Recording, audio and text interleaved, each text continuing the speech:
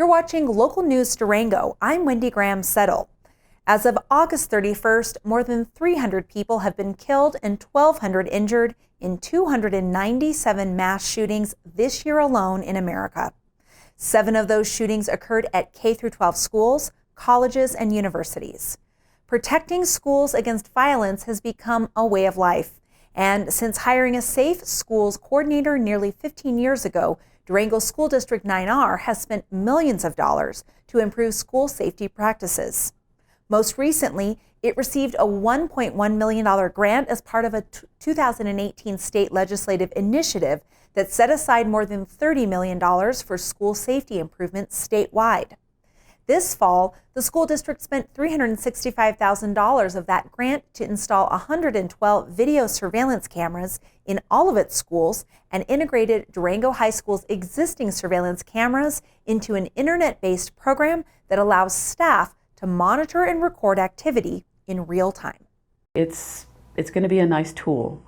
We've had video surveillance at one of our campuses for several years, so we know we can use it in real time, and we can also use it as a forensic tool, right? So if there's a fight going on, and we can deploy our staff to mitigate that, but we can also look at it from the past or forensically to see, what else was going on.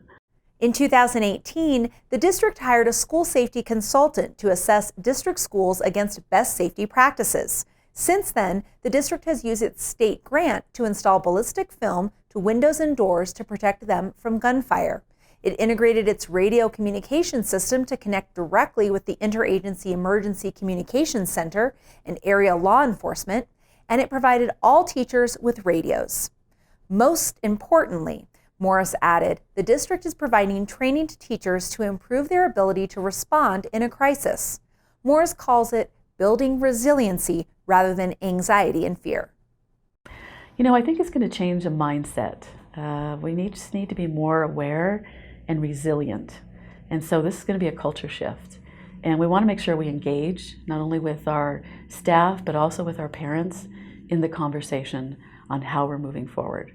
So it isn't just my plan or the superintendent's plan or a principal's plan, it's our plan to ensure our safety of our kiddos so they can learn and our teachers can teach.